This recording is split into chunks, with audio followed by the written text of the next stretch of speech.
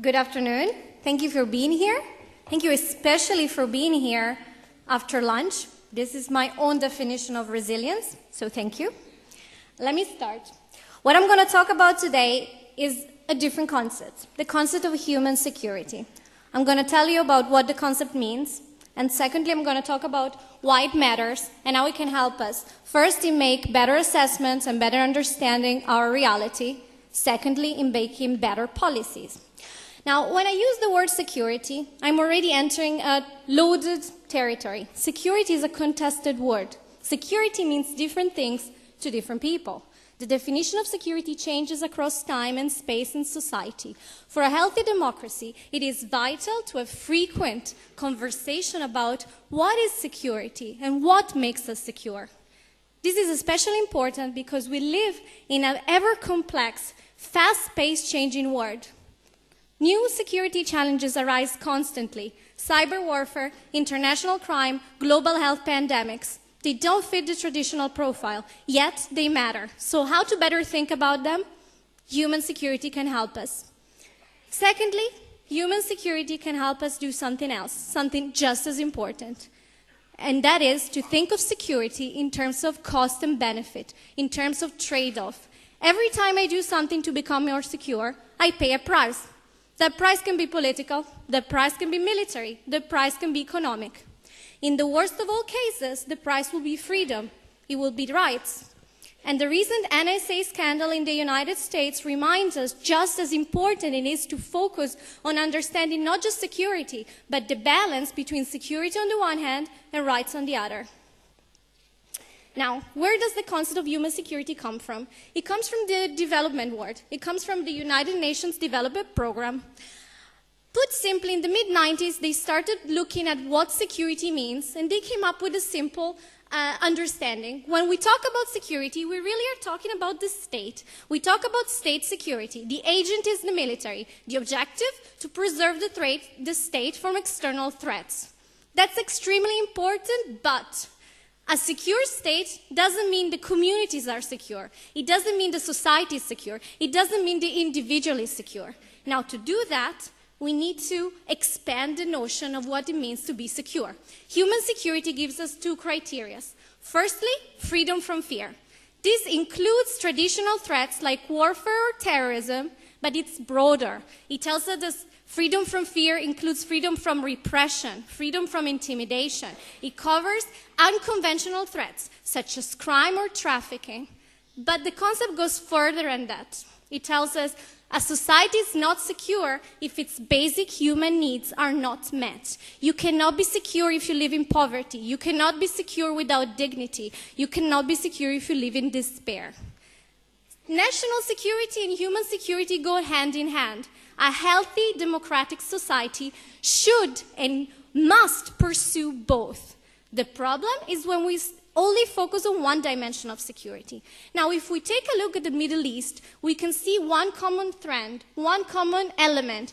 We have states that pursued national security and neglected human security.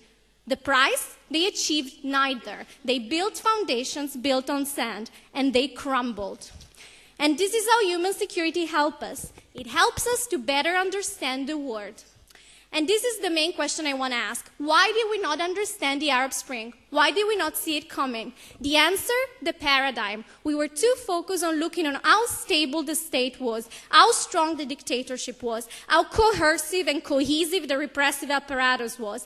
And therefore, we missed the human security. We missed that the societies across the region were deeply insecure economically, socially, politically, demographically. We missed the reality.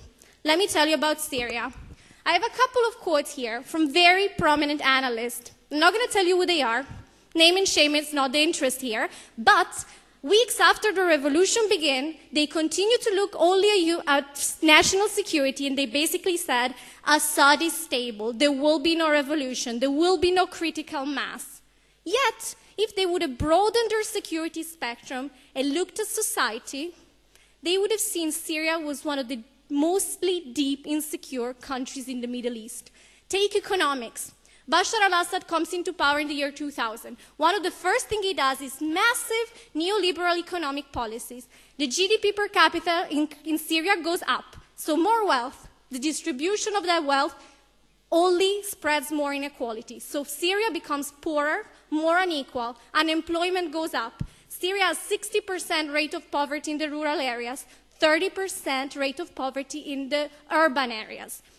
He has the highest rate of youth unemployment and female youth unemployment with 43% in the Middle East. This is important because the youth is the main sector of society in the Middle East. So Syria is insecure, it's unstable. Its political foundations are also crumbling. The system is corrupt, it's predatory, it's inefficient. And this helps us to understand why the revolution happened in the first place. Now, human security is not just helpful to understand the past, it's helpful to understand the future.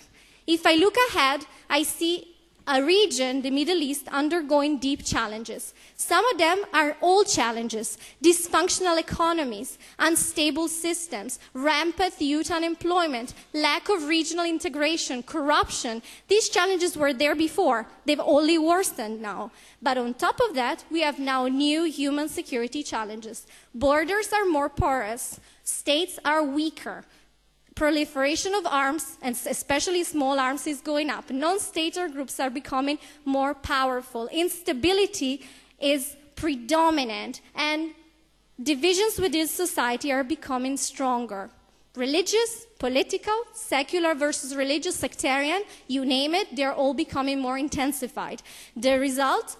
A convergence of old and new human security challenges that will determine a long-term instability in the region. This is not just relevant for human security, it's important for a national security perspective. Let me give you an example from Syria.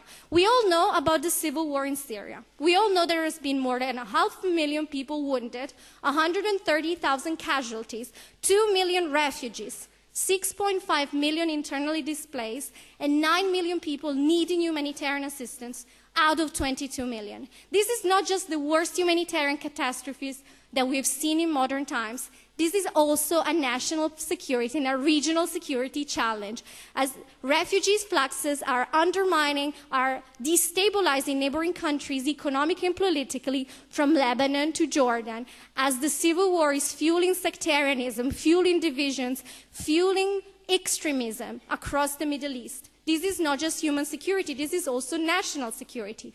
And we should pause and take a minute to think about what the cost will be of an entire generation of children in Syria growing up knowing nothing but war and poverty. With 2 million children right now in Syria out of school. They've been out of school for months, and this is their future. This will impact the future of our region. Human security is not just about understanding reality, it's also about acting upon it. We firstly can help us to have the conversation. What is security? What makes us secure? How should we prioritize threat beyond just the military dimension? For example, if we see how human security and national security are connected, we can argue that the international community, including Israel, must and needs to step up to meet the humanitarian crisis in Syria today. Secondly, let's look inwards. Let's think of the Israeli-Palestinian conflict. We often think that the price of failed negotiations can be renewed violence. Okay, but if we look at it through human security, then we can expand the focus and we can talk about the price of failed negotiations in terms of future political and economic development of a Palestinian state that is viable. Therefore, human security can help us expand the realm of the analysis. In turn, this should allow us to broaden the policies, to look and use really all the tools in our toolbox. Military, sure, but also political, economic, social, and to think about this challenge in an integrative way. Finally, human security, by underlining that all these challenges are regional and interconnected, gives us a very important lesson. We are part of the Middle East. We're not a villa in the jungle. We're interconnected. We cannot think of ourselves as isolated from the region. This gives us new perspectives and new challenges, but I think it also gives us vital new tools to better understand this dynamic and complex region full of challenges and full of opportunities. And I would like to end with a quote from former Secretary General of the United Nations, Kofi Annan, who said, "Security is more than the absence of conflict. We cannot be secure amidst starvation. We cannot build peace without alleviating poverty. We cannot build freedom on foundations of injustice." Thank you.